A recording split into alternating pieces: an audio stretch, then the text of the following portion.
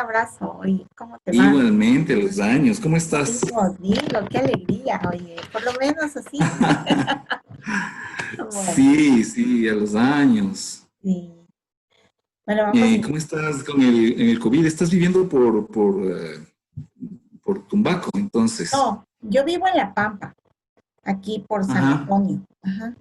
Ah, ok, ok, en También San Antonio. estoy entre la ciudad y el campo, entonces. Ah, qué Entonces, chévere. aquí estamos bien, hay tranquilidad, ¿no? Que es lo importante. Ajá, ujú, ujú. En la zona hay un poquito más de tranquilidad, pese a que hubo un brote fuerte, creo que en Pomasqui, en San Antonio, pero poco a poco, pues, ya han ido pasando un poco las cosas. Mm, Pero estoy contenta. a mí me tocó un poco eh, atender el tema del Casitagua, el incendio que hubo, Ay, no te creo, eso fue una cosa bien loca, oye, bien serio. ¿Sabes qué? Yo vi el incendio cuando se iniciaba como a las 10 de la mañana. Y a ah, esa hora yo pasé un mensaje por, creo que fue por Twitter, ah, pero no me hicieron mucho caso.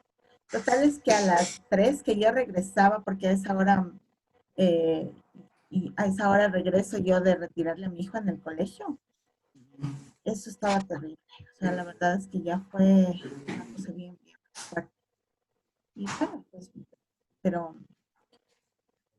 hay cosas que son pérdidas incalculables, ¿no? Uno dice, ¿qué se va a dar claro. por ese desierto, allá que ni llueve ni nada?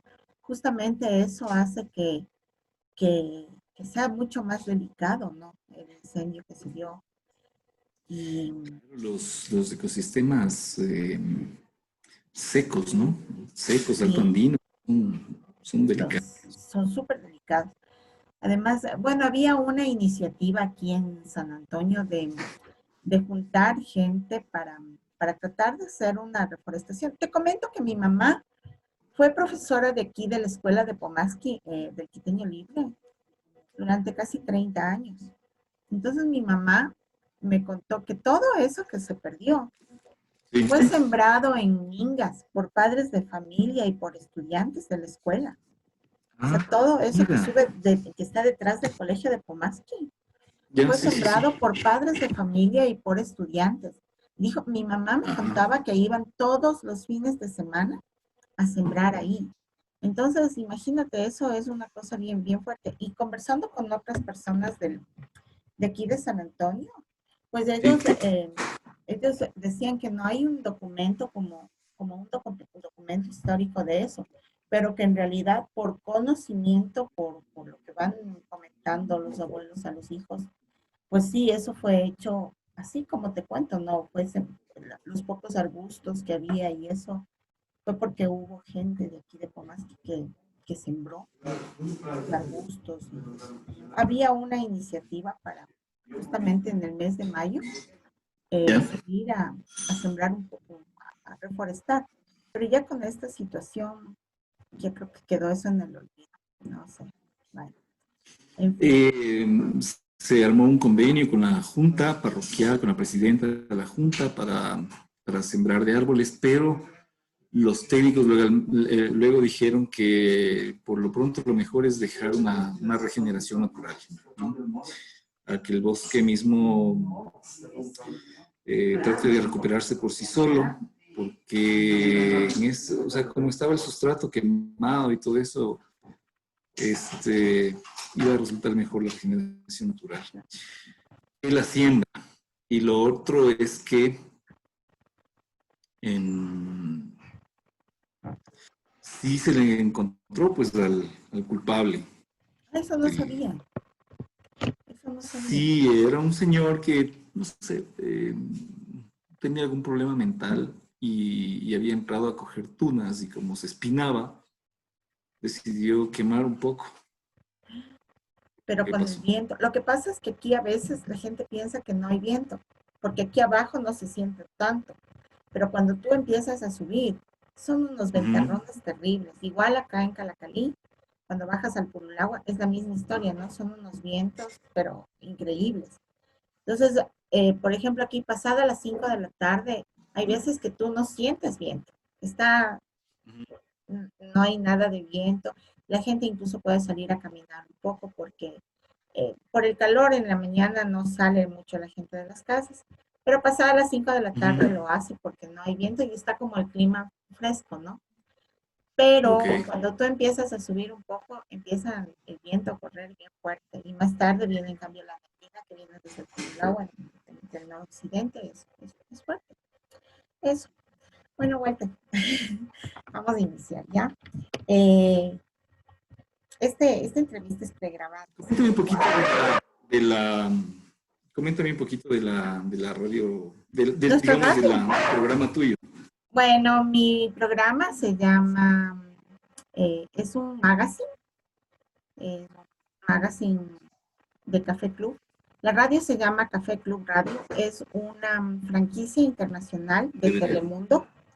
Entonces, Ok.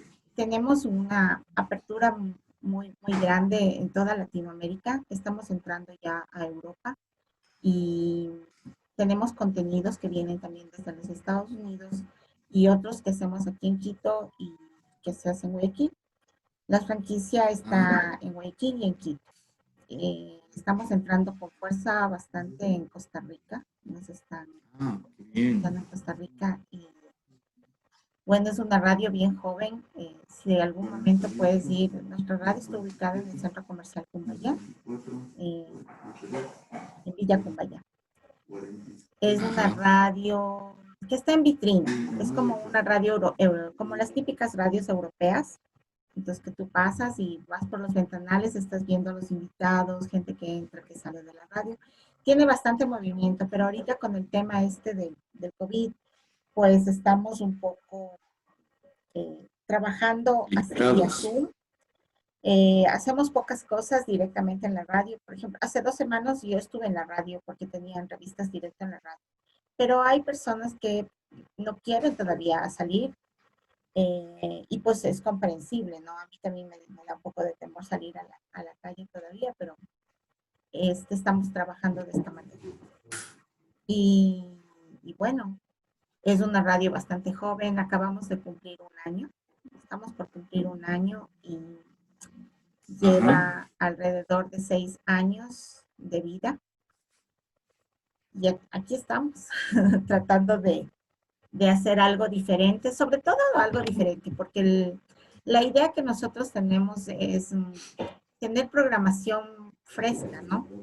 Y sobre todo que nuestros invitados puedan desarrollar sus temas, porque no queremos convertirnos en el típico entrevistador que te catapultea con tanta pregunta y que incluso no te deja hablar. Entonces, ese es uno de nuestros grandes retos, de no convertirnos en eso, ¿no? Más bien de dejarles a nuestros invitados que puedan desarrollar el tema que estamos tratando y que sea más una radio que da un servicio real a la comunidad, un servicio de información. Nosotros generalmente tenemos programas de música, es variada, ¿ya? Pero tenemos estos espacios que son de entrevistas, tenemos un espacio que está encaminado a todo lo que es el tema empresarial y tenemos otro que es para emprendedores. Entonces ahí acá viene Ujú. gente, conocemos gente de todo, ¿no? Y pues este es mi espacio. Puedes venir cuando tú quieras. Gracias, Solamente gracias, qué me chévere. llamas o Te me escribes y me felicito. dices, ve, ¿sabes qué? Tengo este tema y que quiero conversar en la radio y las puertas están abiertas. Gracias, Pati. Qué chévere, te felicito más bien. Qué buena iniciativa. Y no, te va a ir súper bien. ¿Cuánto tiempo tenemos? Tenemos exactamente ahorita ya creo que unos 40 minutos, si no me equivoco. Ok, ok, Sí, ok. sí, 45 minutos. Ok. Bueno, vamos a iniciar. Ok. Eh, Buenas tardes, queridos amigos. Estamos nuevamente en nuestro Café Club Radio, en nuestra revista Magazine de todos los días. Esta tarde nos acompaña una persona muy especial a la que admiro mucho por su profesionalismo, por su dedicación, el cuidado de nuestro ambiente. Él se ha desempeñado como director de ambiente en la prefectura de Pichincha. Eh, ha sido director del Parque Nacional y la Reserva Marina de Galápagos. Y en este sentido, él tuvo muchos logros. Es una persona a la que yo aprecio mucho porque compartimos escritorio y compartimos un montón de cosas en algún momento del Ministerio del Ambiente. Walter también ha trabajado, ha pasado por la Secretaría Nacional de Planificación y Desarrollo, SEMPLADES. Ha sido asesor para asuntos insulares del Secretario Nacional de Planificación y del Subsecretario Nacional de Planificación. Fue asesor en asuntos insulares para los ministros del Ambiente del Ecuador, desde el 2010 hasta el 2013 en el Ministerio del Ambiente, ¿no? Y fue director también del Refugio de Vida Silvestre de Pasochoa, con Fundación Natura. Estudió en la Universidad San Francisco de Quito y también pues ha trabajado en Camas Galápagos. Ha dado cátedras de ecología, turismo sostenible, tiene sus posgrados en el Instituto de Estudios para el Desarrollo, ED, del Instituto de Altos Estudios. Ese instituto está en Ginebra, si no me equivoco, en Suiza, ¿no? Con una maestría en Altos Estudios para el Desarrollo. Tiene un posgrado en la Universidad Andina Simón Bolívar con una especialización superior en gestión ambiental. Tiene ahí un posgrado y un pregrado. También tiene, pues, entre sus múltiples haberes, el haber estudiado en la Pontificia Universidad Católica del Ecuador, una licenciatura en turismo con mención en ecoturismo. Y actualmente está también siguiendo un posgrado en cambio climático. Walter, qué chévere, no te cansas de estudiar, de prepararte, y eso Sí. nos ayuda mucho como país, tener gente preparada, gente que está trabajando por darle a nuestro país algo mejor, ¿no? Dejar nuestra huella en lo que hacemos, en nuestro trabajo. Walter, bienvenido. ¿Cómo estás? Gracias, Patti, por la entrevista y te agradezco mucho además por estas palabras del inicio de la presentación.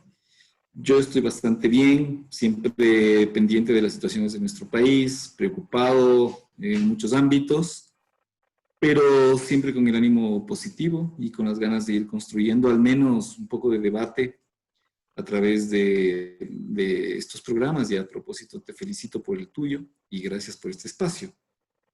Gracias, Walter. Walter, hace un par de semanas yo tuve como invitada en este mismo espacio a Verónica Sevilla. Estuvo también conmigo Anita Lucía Getschel y tuvimos también aquí a Ivette Pérez. Estas tres invitadas, a las que yo aprecio mucho y quiero mucho, pues de alguna manera están vinculadas con el sector turístico, pero también con el sector de la protección ambiental, porque obviamente el turismo tiene que estar acompañado del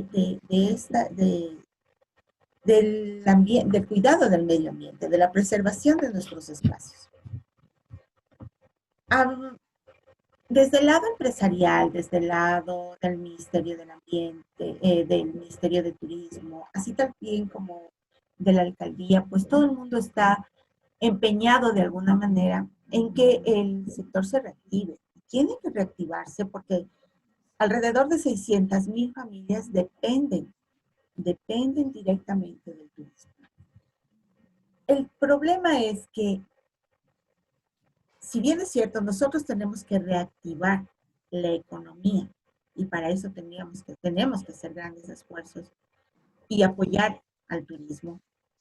¿Cómo hacer para que en ese apoyo no se pierda el cuidado que debemos mantener de nuestro ambiente? Me da un poco de temor que al momento en que salgamos de las cuarentenas, de los encierros, volvamos a ser los mismos depredadores que antes, ¿no? Ese es el mayor temor, que no hayamos aprendido nada de lo que está ocurriendo. Comparto contigo, Patti, los criterios que tienes y la lectura que haces sobre el problema. Partiría mencionando que efectivamente si hay una actividad que se ha visto completamente eh, deteriorada, que se ha visto muy afectada es el turismo, ¿no? Porque claro, el turismo es de las actividades que van a requerir siempre incrementar formas de conectividad. Al tener un virus, eh, y al tener un virus, sobre todo en los países emisores, también con una fuerza muy determinante. Entonces los países que somos más receptores de turismo nos vemos complicados, nos vemos limitados, nos vemos bastante afectados. El turismo en el Ecuador es el cuarto rubro más importante a nivel de ingresos. Es la actividad que trae dólares frescos, es la actividad que mejor distribuye la riqueza, es la actividad que llega hasta, digamos, en toda la cadena productiva o en toda la cadena de generación, en la cadena de valor del turismo, es la que mejor distribuye cada dólar. Entonces, tanto el empresario hotelero como el señor caramelero de la esquina o el señor que vende los choclos en la hueca antes de las áreas protegidas, se benefician de este turismo. Entonces, si bien no somos todavía un destino maduro como país, me refiero, Galápagos tiene otro análisis, pero si bien no somos un destino maduro como país, sí creo yo que venían tomando algunas acciones o decisiones a nivel de promoción para poder mostrarnos como un país muy lindo, ¿no? Competitivo en temas de turismo y con una profunda convicción de convertirnos en receptores, en unos receptores espectaculares. Esto se ha visto truncado y esto ha generado varias afectaciones a la economía, pero también generan otras externalidades que vale la pena irlas analizando, porque si quitamos al turismo dentro del funcionamiento económico, vamos a tener impactos que todavía no han sido calculados, pero que seguramente van a pasar, como cuáles. Mucha gente va a entrar a las áreas protegidas por madera, por energía, por tráfico de especies, por etcétera. Es decir, hay recursos que con el turismo tienen otro funcionamiento, que sin el turismo, en este caso, la depresión económica puede presionar a muchas comunidades, a muchos actores, a buscar otras fuentes de ingresos. Y eso es lo preocupante. Este, Ahora que estamos hablando de esto, este era realmente el último punto que yo quería tocar en la entrevista, pero dado que la entrevista se ha dado de esta manera, hay una preocupación constante y creciente por el hecho de que se están despidiendo los guardaparques sin ningún tipo de consideración y sin tomar en cuenta la importancia del guardaparque en la vida del país, en la vida de las áreas protegidas. ¿Cuál sería el peor de los casos en caso de que, perdón, valga la redundancia, en caso de que esto se llegara a dar de manera definitiva? Estamos realmente, la gente que conoce los parques nacionales, las áreas protegidas, sabemos el valor real del trabajo que hace cada una de estas familias, de estas personas.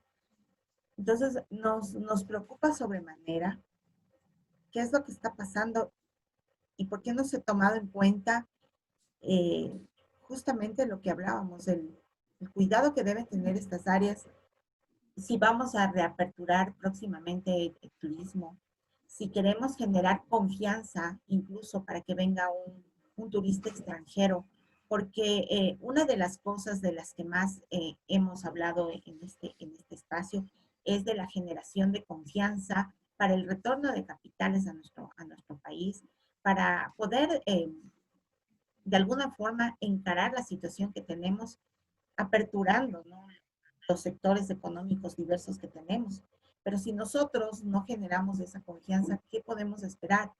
Me preocupa mucho, nos preocupa como ciudadanos conscientes lo que está pasando en el país con los guardaparques. Mira, Pati, el Ecuador es de los países que ha tenido una vocación de conservación desde incluso antes de que exista el mismo Ministerio del Ambiente. Ya habían ciertos espacios de conservación, ¿cierto? Desde antes de, digamos, con iniciativas como el INEFAN, etcétera, etcétera. O institucionalidad, mejor dicho, cuando había el INEFAN. Sobre el tema de los guardaparques, yo quiero decirte que es quitarle la posibilidad de ejercer en territorio el control y la conservación.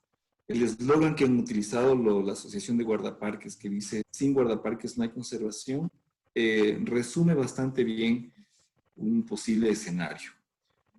Retirar a lo que me refería al principio cuando te mencionaba de la vocación del Ecuador, es que entre el 22 y el 24% del territorio nacional está bajo alguna figura de conservación dentro del Sistema Nacional de Áreas Protegidas. Es decir, 22 o 24 metros de cada 100 que tiene este país están bajo alguna figura de protección, al menos estatal. Si sumamos las iniciativas privadas, las iniciativas comunitarias, están hablando de una vocación que tiene este país para conservar.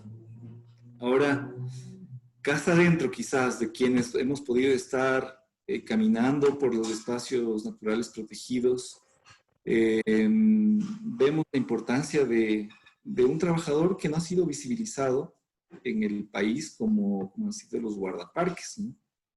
¿Y quién es un guardaparque, digamos? Mira, normalmente los guardaparques son actores que viven cerca de los espacios protegidos y que ya han tenido, por su misma naturaleza, por su misma dinámica de vida, han tenido una aproximación muy directa con esos espacios. Es decir, ellos están cuidando su propio territorio, en la mayoría de los casos, están cuidando sus propios espacios de vida en donde vivieron sus bisabuelos, sus abuelos, sus padres, y que probablemente ellos, digamos, sus antecesores, vivían de actividades extractivas. Entonces, los guardaparques actuales, en muchos casos, tienen esta oportunidad de optar por la conservación como medio de vida. Y esto ha pasado muchas veces. Entonces es un logro de la conservación darle una actividad económica a un miembro de una comunidad, a un miembro de una asociación, a un miembro de una población cercana que potencialmente podía estar dedicado a la tala, a la cacería, etc. Por un lado. Y por otro lado, se convierte en un guardián, se convierte en un gestor, se convierte en un activador en territorio de las políticas públicas que deciden autoridades que muchas veces no pisan el territorio, ¿no? Entonces, yo te digo, sin guardaparques, nosotros tenemos, ya no podríamos llamarles del Sistema Nacional de Áreas Protegidas. Porque no estamos protegiendo nada. Porque ya no los estamos protegiendo. Porque fíjate qué es lo que sucede. Las áreas protegidas son espacios de conservación que reciben muchas presiones. Tienen problemas limítrofes con comunidades o con haciendas o con sectores privados. Tienen problemas de intromisión de especies que no deben estar en áreas protegidas, como ganado, como etcétera.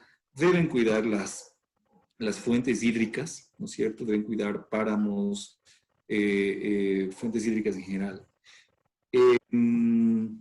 La cacería, ¿no es cierto? Que es una actividad depredadora que debe irse erradicando de a poco. La cacería deportiva, me refiero, no la de subsistencia, tiene otro tratamiento.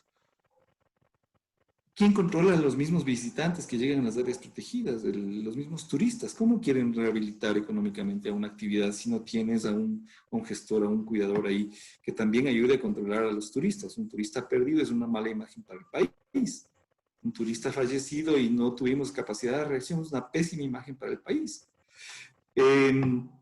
Y además que ellos son los guardianes del eslogan internacional turístico de que Ecuador ama la vida, de que Ecuador tiene la vida en estado puro, de que somos un país mega diverso, que somos un país biodiverso.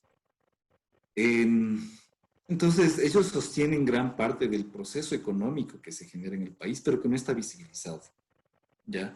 Entonces, de un plumazo, sacar del Sistema Nacional de Áreas Protegidas entre 490 y 600 guardaparques es un error estratégico, más allá del tema humano que hay, ¿no es cierto? Pero técnicamente es un error estratégico para el manejo, para la conservación. Y ¿Qué sería lo yo adecuado? aspiro Porque que esta... perdón que te interrumpa, Walter. ¿Qué sería lo adecuado en este proceso? Porque obviamente estamos enfrentándonos a una situación económica muy grave y por esta situación que estamos atravesando, pues el gobierno de alguna forma está reduciendo el aparato estatal. Entonces, obviamente en esto entrarían nuestros guardaparques. ¿Qué podemos hacer para apoyarles? ¿Qué podemos nosotros como ciudadanos conscientes promover desde nuestros espacios para poder ayudarles? Ok, mira, le guste o no a mucha gente, en el país, en nuestra constitución se incorporaron los derechos de la naturaleza, ¿no?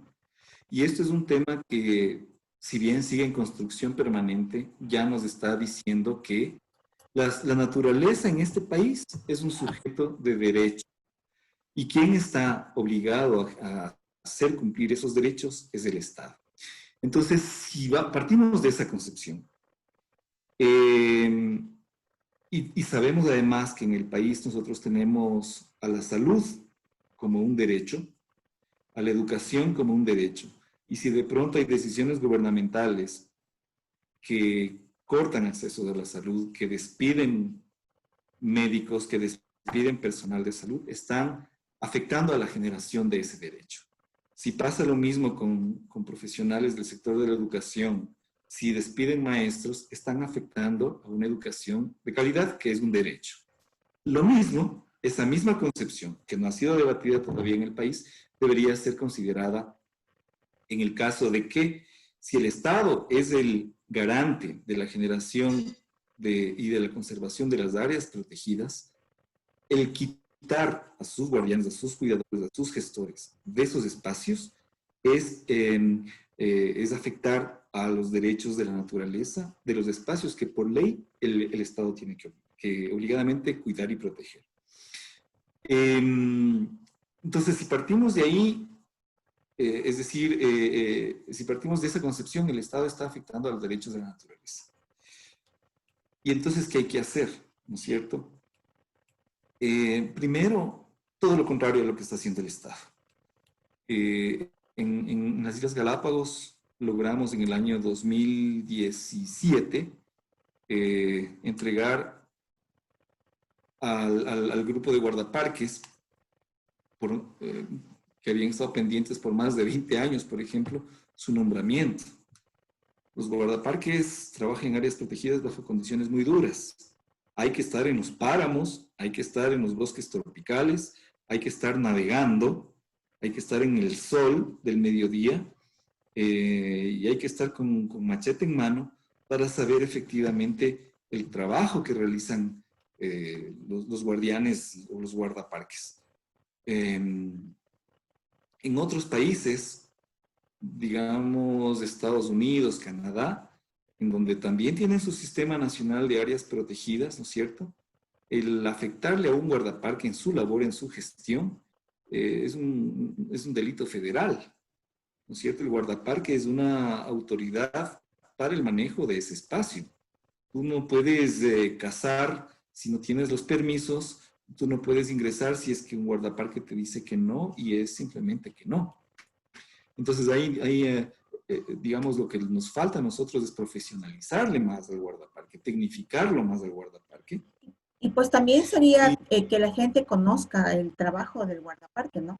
Porque claro, por justamente lo supuesto. que tú nos dices en este momento, los guardaparques están trabajando en unos climas sumamente severos, están cuidando de nuestra naturaleza, porque mucha gente tiene la vaga concepción de que el guardaparque va y se sienta en algún espacio a admirar el bosque o el paisaje.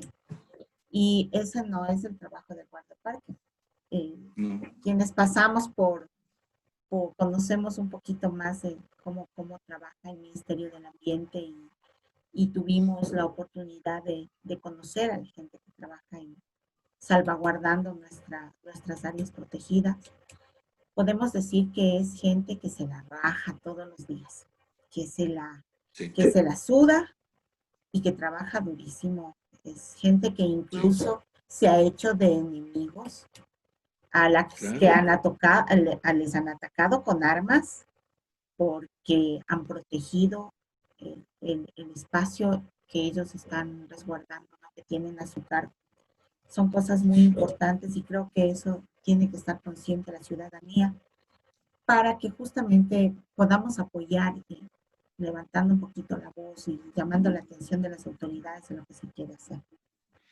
Eh, aportando un poco con lo que tú reflexionas, Pati, mira, em, todavía no está visible el asunto o no genera la noticia como cuando hay una afectación o hay la muerte o un asesinato de un periodista, ¿no es cierto? Que duele, que afecta porque hay mucho detrás de eso. Pero es lo mismo con los guardaparques. Ellos, como tú bien mencionas, ellos muchas veces son amenazados, trabajan bajo condicionamientos, ¿no? Amenazas a su vida directamente o a su familia. A veces quedan mal vistos en sus propias comunidades porque han tenido que actuar afectando a una persona conocida, algún actor de poder dentro de alguna comunidad.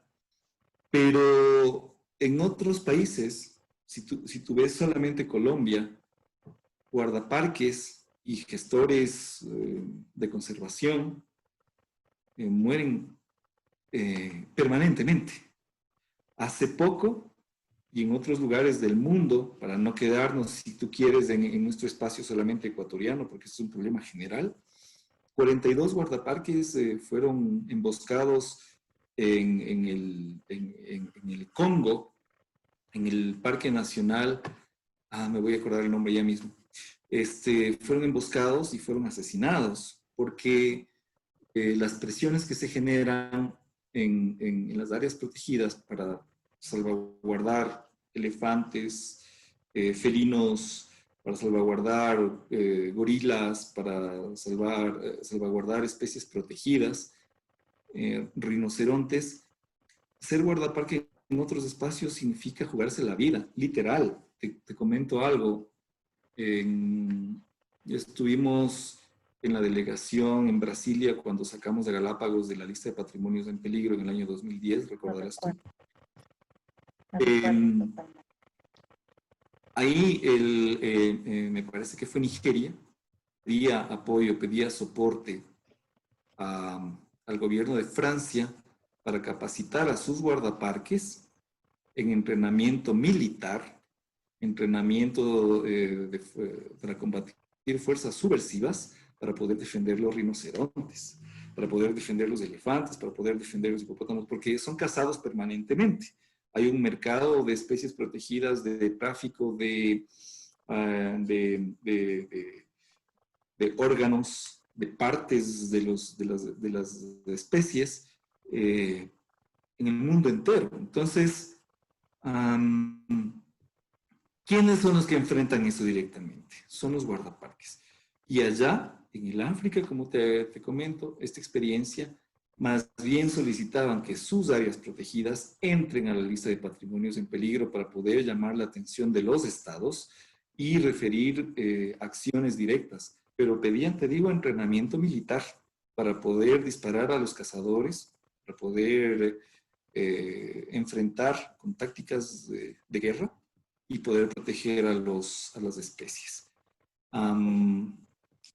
Entonces, digamos, el mensaje que estamos dando al mundo entero al eliminar 600 guardaparques de nuestro espacio protegido, entre guardaparques y técnicas y todo eso, de nuestros espacios protegidos, es decir, el Ecuador no sabe qué hacer con sus áreas protegidas, el Ecuador ha perdido su capacidad de manejo, perdió su convicción por la conservación, ha perdido, digamos, pone en riesgo su patrimonio biológico, genético, paisajístico, y pierde además una capacidad de control y de generación de un turismo ordenado adecuado en las áreas protegidas. ¿Quién va a controlar eso Y no si no tendría poder razón esos? de ser el derecho a la, a la naturaleza, o sea, de la naturaleza.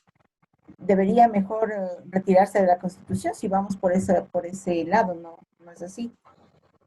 Ya Ujú, que hemos ujú. mencionado esto también, Walter, hay un tema que nos está dando la vuelta todo el tiempo, y aparte de esto que es muy serio de la crisis de los guardaparques, hay una situación que de alguna manera ha llamado la atención de mucha gente y sí ha sido noticia en en nuestro país, es el hecho de que se quiere, o Galápagos, algún asambleísta bastante oportuno, por supuesto, y puso una ley, un punto a tratar en esta ley humanitaria, ¿no? Que se está creando por el tema de pandemia. Es el hecho de que sean receptados los vuelos que vienen del exterior en Galápagos, que se abra el turismo externo directamente a la isla. Y pues aquí hemos escuchado algunas voces, ¿no? Pero de los pro, de los contra, del daño incluso que se haría a las ciudades como Guayaquil, como Quito, que son quienes receptan el turismo masivo, pues aquí pasan los turistas unos días y de ahí pues hacen su viaje a Galápagos, como es. Todo este tipo de afectaciones. Pero a mí sí me gustaría conocer la voz de una persona como tú, que ha estado en Galápagos, que sabe cuál es el funcionamiento de las islas, que eres la persona, la voz del Parque Nacional de Galápagos. Cuéntanos un poco cómo está el asunto, o qué está pasando, por qué esta situación. Bueno, te comento, solamente para corregir un poco la información Exacto. de su momento. Son 42 guardaparques que han muerto en el Congo, pero ¿Ya? en este ataque fueron 13 y es el Parque Nacional Viruga. El Parque Nacional Viruga es al Congo lo que el Yasuní al Ecuador. Increíble, ¿no? Sí, así de biodiversos y así de ricos en cuanto a su vida biológica. Y, y casualmente los dos parques nacionales son los que estuvieron o fueron propuestos cuando se generó la iniciativa Yasuní ITT. Las dos iniciativas, tanto el Parque Nacional Yasuní y de Viruga, fueron expuestas en el concierto internacional para dejar el petróleo bajo tierra. En esa área protegida del Congo es en donde se produjo la emboscada y les mataron a 13 guardaparques. Increíble. Ah, sí. Entonces, eso nada más te quería contar. Ahora, bueno, lo de Galápagos, yo no soy la voz cantante. Eh, hay muchas voces insulares que son en este momento las personas más bien autorizadas, ¿no es cierto?, para poder representar a las áreas protegidas, pero tal vez con algo de experiencia de haber navegado por las aguas de la Reserva Marina y caminado por el Parque Nacional, sí te puedo manifestar mi preocupación.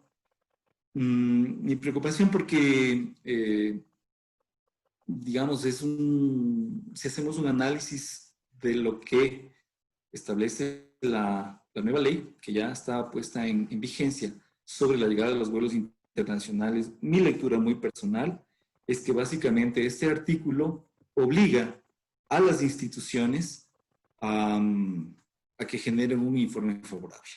Y esto es lo grave.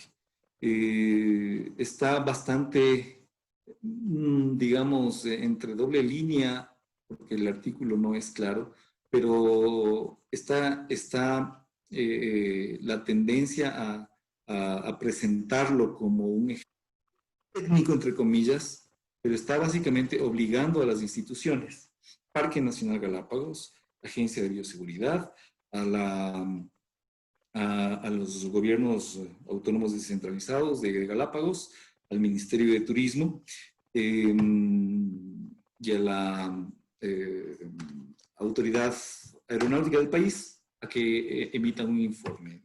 Que te digo yo de lo que leo y he releído, y ayer tuve una reunión previa a esta entrevista con un abogado que me orientó también. Está claramente la tendencia a que los vuelos internacionales tienen que abrirse para Galápagos, solamente basta un informe técnico, que no es vinculante además, así que cualquier autoridad en este momento podría más o menos tomar alguna decisión al respecto. ¿Qué ocurriría si esto pasa? ¿Qué va a pasar? Tenemos problemas ahí porque, bueno, una de los mayores angustias, creo que para todos en este momento, el COVID. Y vemos que el sistema de salud en Galápagos no está preparado para recibir pacientes, para poder albergar pacientes. Tememos que al llegar tanto turista, la carga sea tan fuerte que produzca daños en ambientales, ¿no? Biodiversos, que la fauna de las islas se vea afectada de alguna manera, que vayan a empezar a surgir eh, como se prevé, y creo que eso es lo que se quiere, ¿no? Hoteles a diestra y siniestro, que no haya algún tipo de control sobre realmente el Parque Nacional Galápagos y que se vayan a perder especies que realmente son nuestras, que están muchas en peligro de extinción, que haya introducción de especies al parque y que se vaya de alguna forma rompiendo ese equilibrio que hay en Galápagos, ¿no? Esa creo que es la preocupación de las personas que no somos insulares, de las personas que habitamos en el continente, pero que conocemos algo de las islas, nos preocupa su situación. No sé si estoy en un error. Bueno, tal vez algunas precisiones. Primero, tal vez saber que la economía de Galápagos está completamente atada al turismo, ¿no? Es la actividad que por excelencia ha permitido generar economía para la población y a la vez también conservar. El turismo, de alguna manera, todavía está bajo un escenario de manejo adecuado, de conservación, a pesar que ya la tendencia de crecimiento con la que venía la curva de los últimos años demostraba que el turismo estaba creciendo de una manera acelerada, ¿no? Entonces, sí había que tomar ya alguna decisión al respecto y de eso sí te quiero comentar. Pero puntualmente la afectación económica que ha tenido la gente en Galápagos es histórica porque nunca antes, desde que es área protegida, desde que se creó el Parque Nacional o se creó luego la Reserva Marina, nunca antes había ocurrido un fenómeno como este, y lo que visibiliza es que todo el sector, digamos, agrícola, el sector de la misma conservación, el sector del comercio, los sectores de la importación de productos, todos están atados al turismo. Porque la población residente de las islas, digamos, está entre los 28 o 30 mil personas. Pero si sumamos una población flotante de turistas, el año 2019 cerró con 273 mil turistas. Ya, entonces, una actividad económica es importar productos, bienes, servicios, productos de consumo para 30 mil. Otra distinta es tener que abastecer las islas para alimentar una población flotante de turistas, digamos, de 270 mil. Entonces, si tú retiras esta cantidad de gente que está llegando a Galápagos, comprando, tomándose un café, consumiendo en los centros poblados, comprando un tour, comprando un paquete, era lo que estaba dinamizando la economía de Galápagos. Retiramos este elemento y entonces Galápagos quedó, digamos, como fue en un inicio hace varias décadas atrás, cuando el turismo o era incipiente o era inexistente. Entonces, otra cosa es estar allá y vivir un régimen de restricciones, como es el régimen especial, y si sumas tú la misma condición natural de aislamiento que hay allá, más el haberle quitado la principal actividad motriz de la economía, como es el turismo. Entonces, yo sí te digo, comprendo la desesperación que pueden tener familias, operadores, guías, todo el sistema de aeronáutico y Claro. aeropuerto, las Eso es súper operaciones de... importante porque mira, lo que tú nos estás comentando en este momento, nosotros no lo tomamos en cuenta. Ujú, No, aquí ujú. no se toma en cuenta eso. Es muy poca la gente que sabe a ciencia cierta cómo viven en Galápagos, cuál es su sistema de vida. Entonces, nosotros solamente nos imaginamos a breves rasgos, ¿no? Pero cuando tú nos dices la gravedad de la situación, pues Sí. nos pones a pensar. No, sí, te digo, es realmente grave porque además mucha gente que trabaja o que va a Galápagos tal vez por trabajos temporales como residentes temporales y todo esto que van a dar servicios desde soporte logístico o directamente apoyando al turismo, han tenido que regresarse y eso implica también retirar también recursos que están llegando a las islas. Y otra cosa que está pasando es que Galápagos funciona como una economía, sin turismo, ¿no es cierto? Lo que se visibiliza es que queda como una economía completamente cerrada. ¿Qué significa esto? Que los únicos o de los pocos sectores que directamente están generando dólares a las islas son los turistas que están ingresando. Pero eh, al no tener este flujo, al ya no tener que importar tantos productos, la gente se está desabasteciendo y cada dólar que se está moviendo en las islas sale inmediatamente hacia el continente para poder comprar los productos de abastecimiento, pero ya no está regresando. Entonces, la gente está pasándola realmente muy mal y yo comprendo completamente el estado de desesperación y yo me solidarizo además con los actores turísticos y con la población en general de Galápagos. Eh, Además que no funciona el turismo de una manera eh, estándar, uniformada. Santa Cruz funciona distinto que San Cristóbal que Isabela, Isabela que Floriana, y todos de alguna manera han venido sintiendo el impacto de haber sacado, extirpado de alguna manera la principal actividad motriz y generadora de economía. Entonces, ahí es donde hay que sopesar, ¿no es cierto? Yo por eso te digo, entiendo un poco la situación o la desesperación de proponer que se abran los vuelos internacionales. Y ahí es donde entramos entonces en un terreno un poco más complejo, porque de todas formas yo creo que no es la mejor alternativa. Claro. Yo creo que hay otras alternativas que deben ser exploradas antes de poner en una ley, ¿no es cierto?, que ya básicamente obligue a las instituciones a generar un informe favorable, que es lo que se determina. Además del que el articulado está mal escrito, te contaré, bueno, pero está mal escrito, lleva precisamente a confundir este asunto. Desde mi lectura, te digo, es esta. Están Hay obligando a las ambigüedades, instituciones así es. a informar, claro. Ahora, dentro de la parte técnica, ¿qué implica tener vuelos internacionales? ¿no? Primero es una...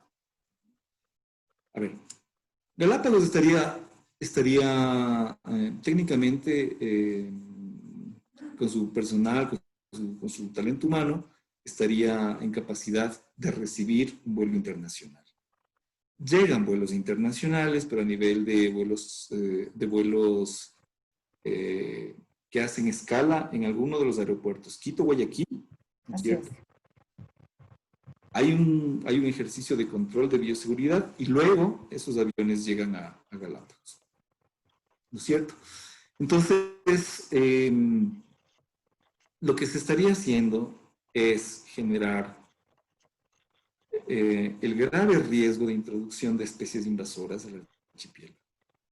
El problema número uno de la sostenibilidad ambiental de Galápagos es la presencia de especies invasoras.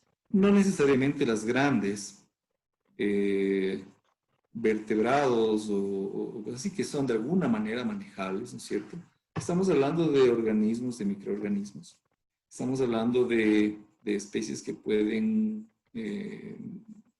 romper el aislamiento natural, biológico, geográfico, por las que han estado aisladas durante miles de años muchas especies.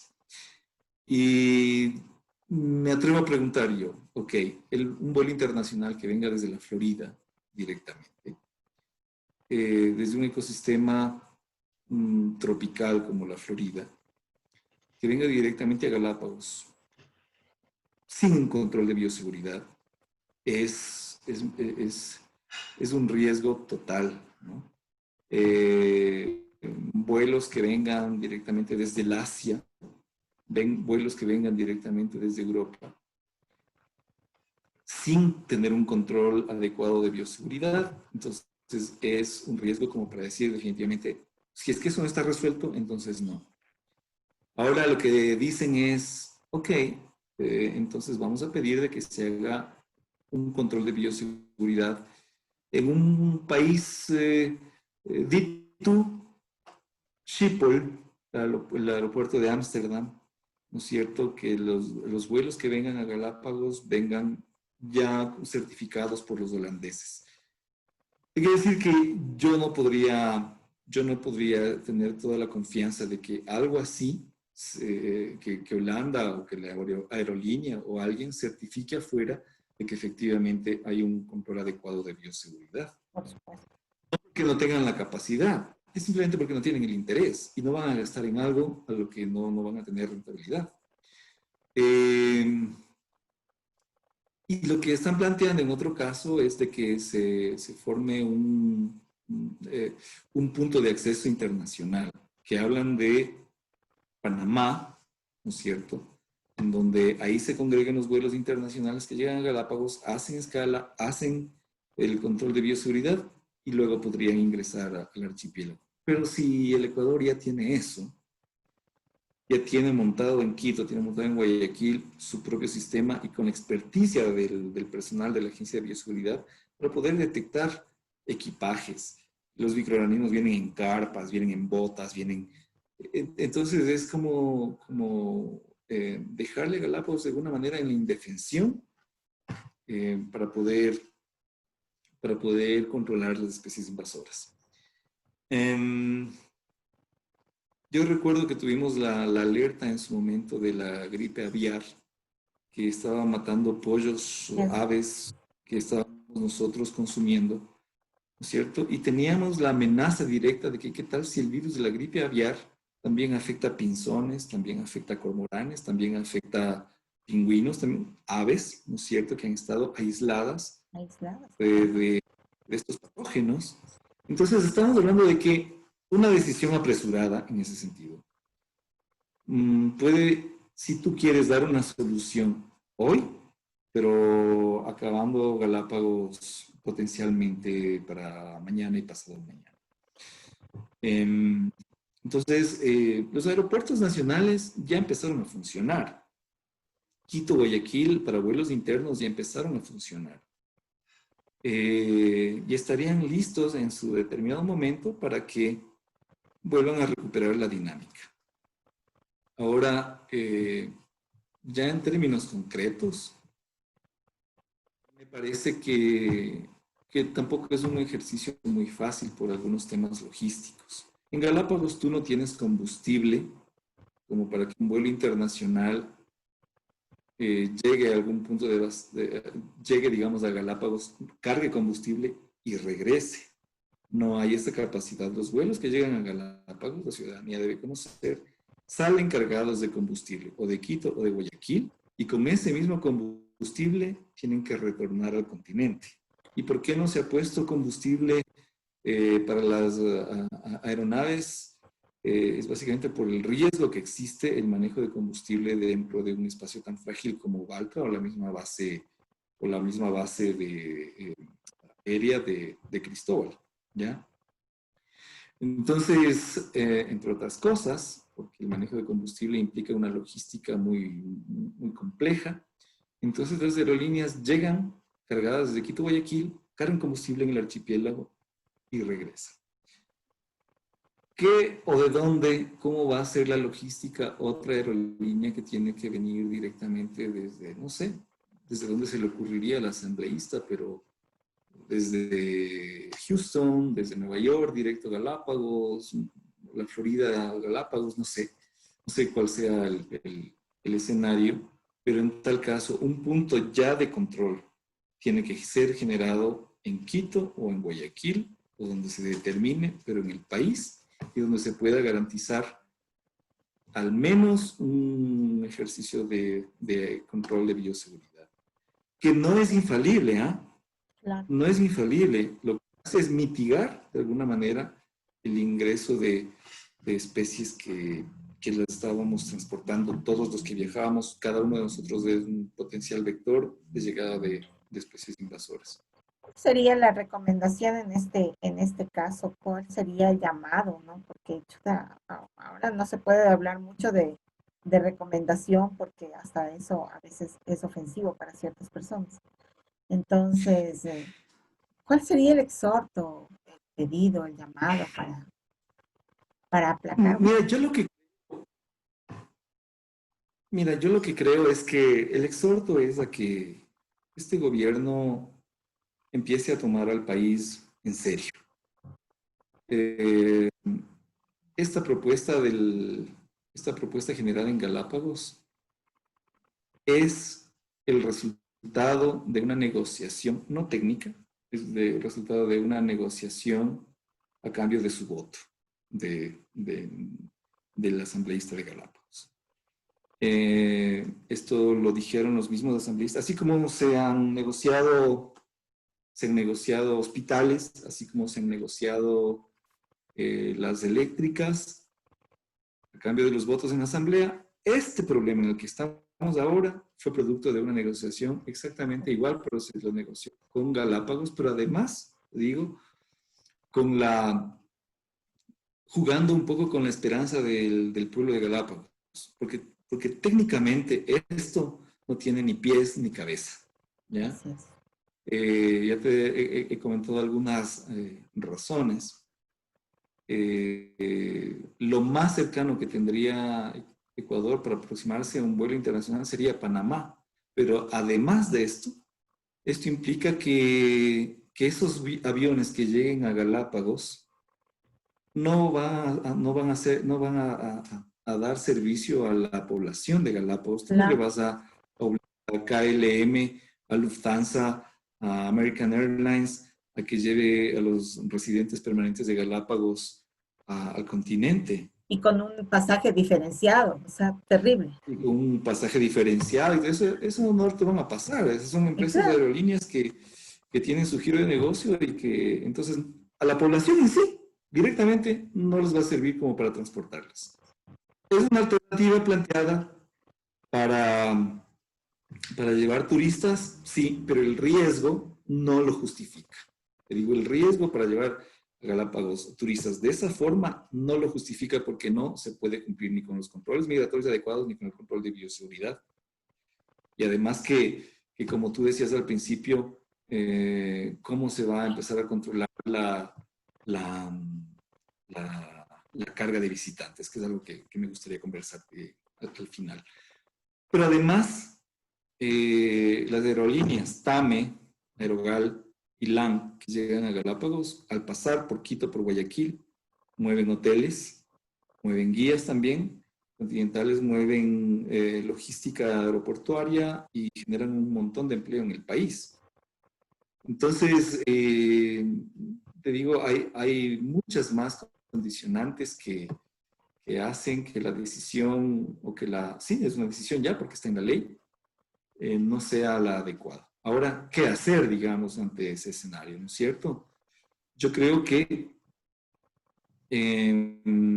si todos los actores públicos, privados, bajo el liderazgo de, no este gobierno, pero de eh, digamos, liderazgo de autoridades técnicas que puedan tomar acciones sobre esto, empiecen ya con una sólida campaña de seguridad en salud, de seguridad a los visitantes, de chequeos aquí en el Ecuador, de pruebas COVID, de un plan de promoción muy agresivo, de toma de decisiones en Galápagos para hacer un ejercicio progresivo de llegada, reducciones de algunas tarifas, ampliaciones de promociones para poder permanecer más tiempo en el territorio en lugar de estar movilizándonos cada 3 días un recambio turístico, sino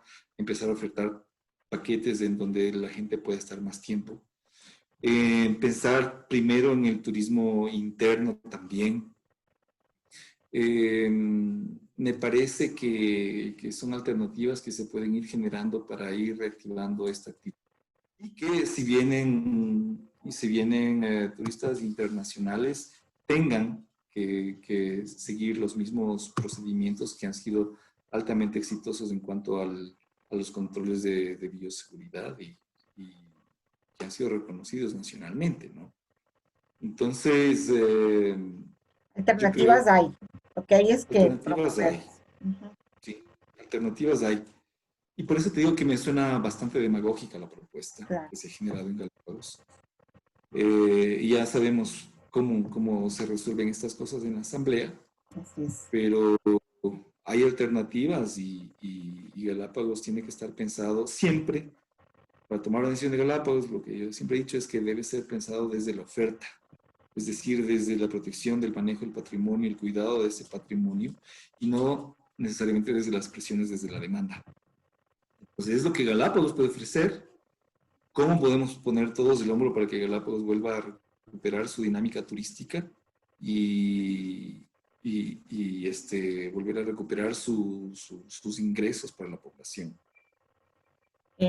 Walter, es que hay tantas cosas de que conversar contigo. La verdad es que un programa me queda pequeñito. Para terminar, un poquito, hay un tema del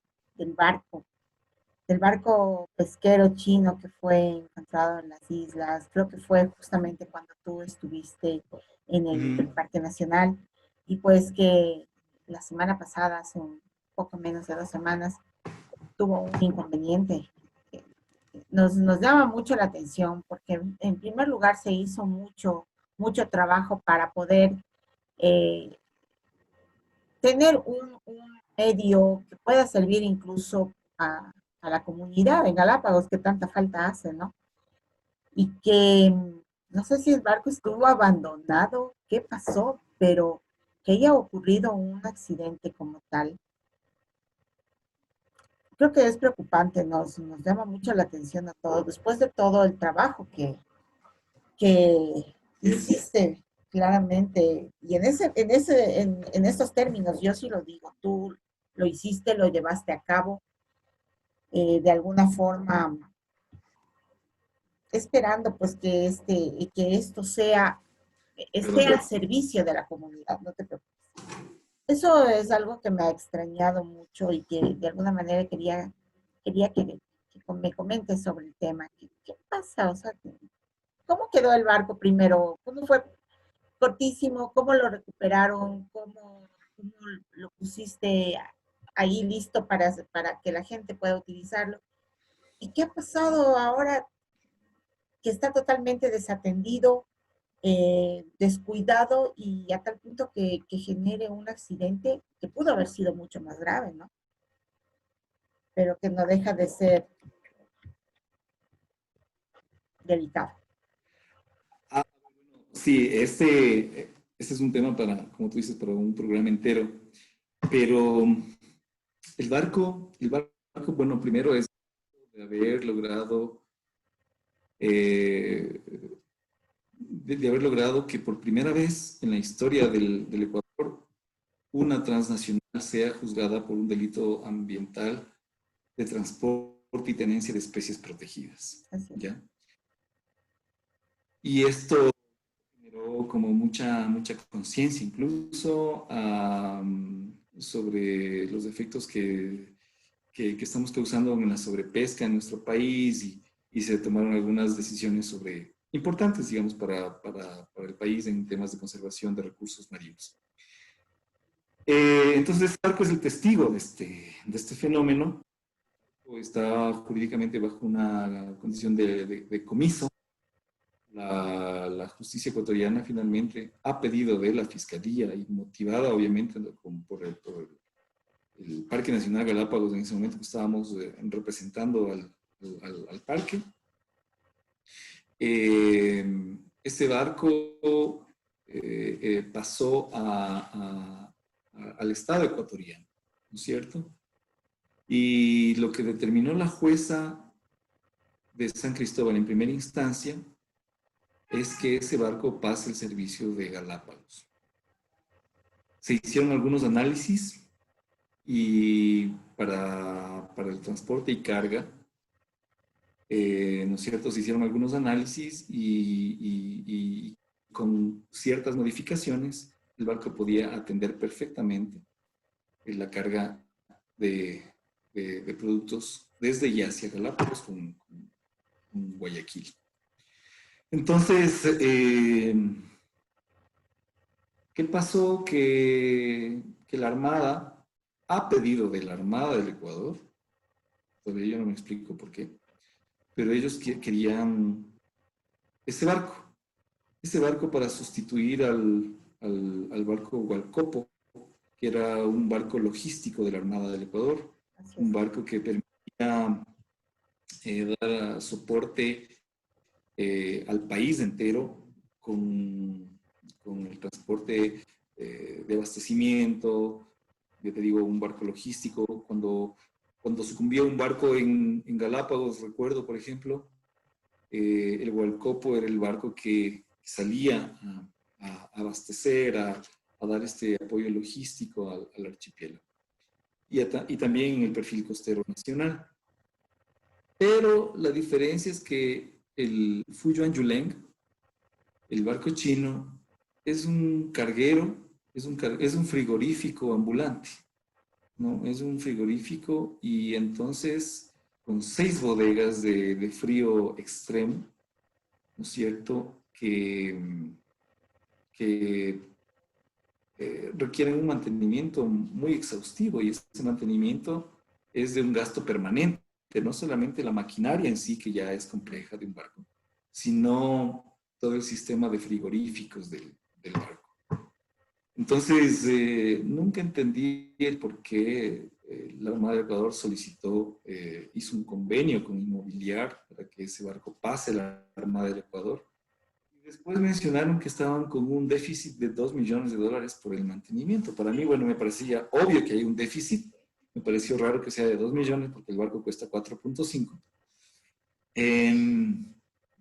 Y en mantenimiento es millones, entonces me parecía como raro, pero no he podido ver documentos, entonces no lo sé. Entonces ese barco ha permanecido desde que se lo capturó y se lo entregó en la base sur, ¿no es cierto?, de Guayas, había permanecido parado, deteriorándose a la intemperie, sin darle el uso adecuado. Entonces, en esta vez que lo quieren mover para meterlo a dique, ¿no es cierto? Digamos, el dique del barco es el mantenimiento y la mecánica de un barco que debe estar a punto para poder navegar, para poder sostenerse con los seguros, y etcétera, todo el mantenimiento de un barco, ¿no es cierto? No supieron maniobrarlo y lo chocaron. Entonces, yo lo que veo en eso es que seguramente no hubo los recursos en Armada para contratar un marino mercante, experto en manejo de ese tipo de barcos. Digo, el capitán Alejandro Soto, con el que movimos ese barco, es de los pocos marinos mercantes del Ecuador que han tenido la oportunidad de manejar barcos asiáticos, chinos, en el Asia. Entonces, él es la persona que lo movió desde San Cristóbal hasta Puerto Atún, en Manta, donde entregamos ese barco después de hacer la operación de devolución de toda esa carga de tiburones al mar y todo esto. Entonces, debían llamarle a él mismo para que mueva el barco, pero fíjate tú la inexperiencia, tal vez, porque es distinto el movimiento de un barco. Además que ese barco quedó acelerado porque había que hacer una calibración del gobierno del barco, que es como decirte el cerebro de un carro, ¿no? Es en donde se genera todo el sistema eléctrico, mecánico y todo esto. ¿Qué significa para el Ecuador ¿no? perder un barco? Primero que es algo emblemático, ¿no? El haber capturado, retenido este barco, ganarle legalmente un juicio. Y ahora este accidente accidente entre comillas, porque no sabemos realmente qué es lo que pasó, pero ¿qué nos deja a nosotros? A mí personalmente, con todo lo que yo te escucho, enterándome de todo esto, a mí me deja un sabor muy amargo, porque ese barco puede puede dar un servicio a la población, ¿no? Incluso a la misma Armada, puede darse un servicio de calidad. Ahora, al menos que con este tema de la cuarentena, Galápagos estaba tan necesitado de apoyo desde el continente, ¿no? Entonces, yo no sé, y yo escucho y leo mucho en las redes que todo lo que va a manos del Estado, todo se pierde. Yo quisiera pensar que no es así. Lamentablemente hay ejemplos y ejemplos al respecto. Y creo que, ¿qué nos deja? O sea, yo quisiera entender eso, quiero saber qué perdemos nosotros como país con esto, qué perdemos nosotros como ciudadanos con este hecho. Mira, bueno, el barco yo no creo que está perdido, porque además el barco es un barco, digamos, relativamente nuevo, es un barco 2014 y que tenía una tecnología de pesca y una tecnología al interior del año 2016.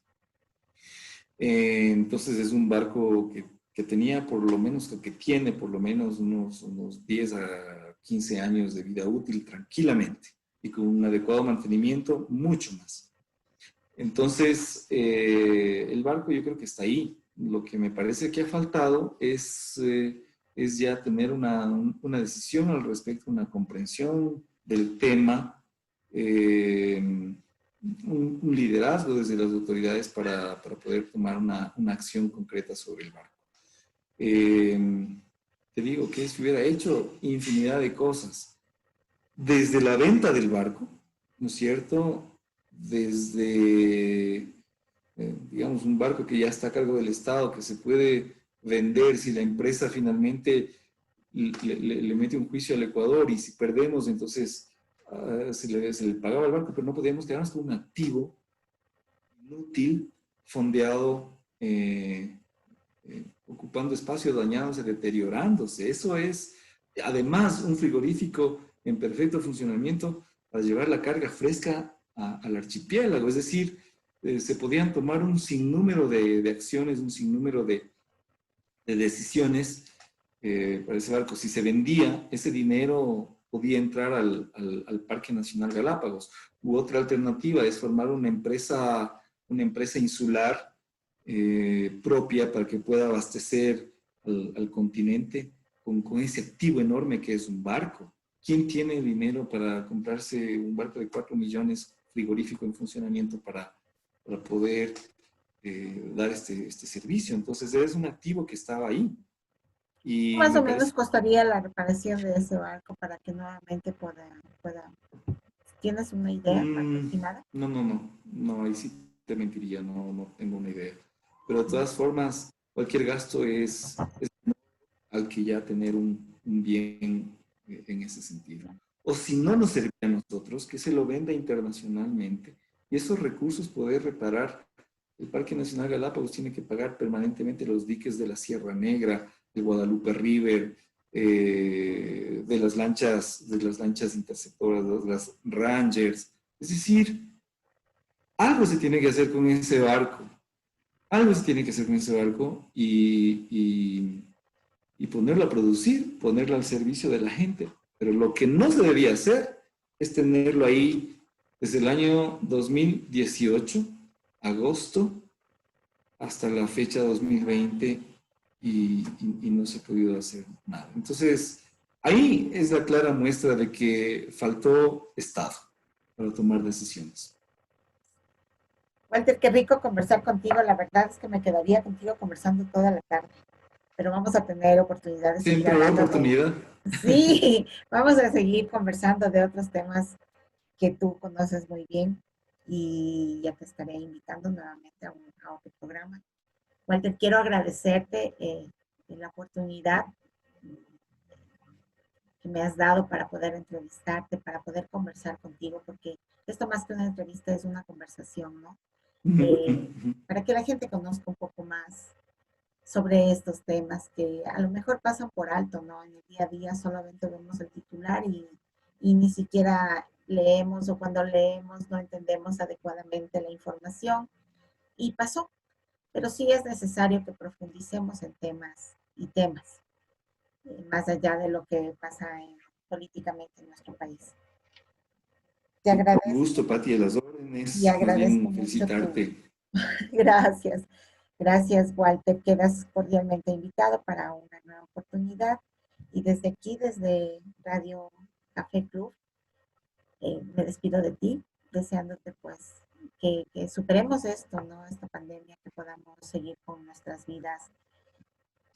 No sé si con la nueva normalidad, no sé cómo lo vamos a hacer, pero lo importante es hacerlo positivamente, de la mejor manera y continuar con nuestras vidas como tiene que ser, conservando Ujú. la naturaleza, cuidándonos, sobre todo cuidando a la naturaleza, que una lección muy grande nos está dando en este momento.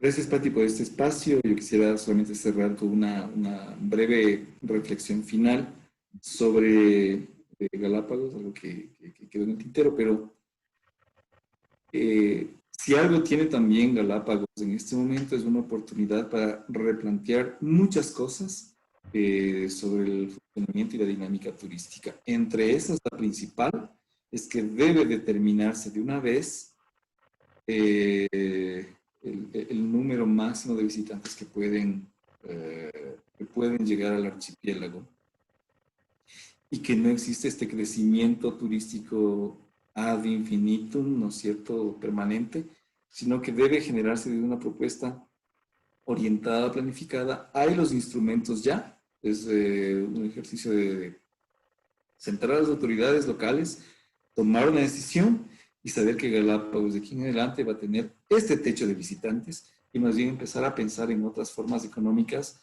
que le obliguen a Galápagos a no depender específicamente del turismo, sino que pueda desarrollarse otro tipo de actividades generadoras de divisas, de recursos, de ingresos para la población.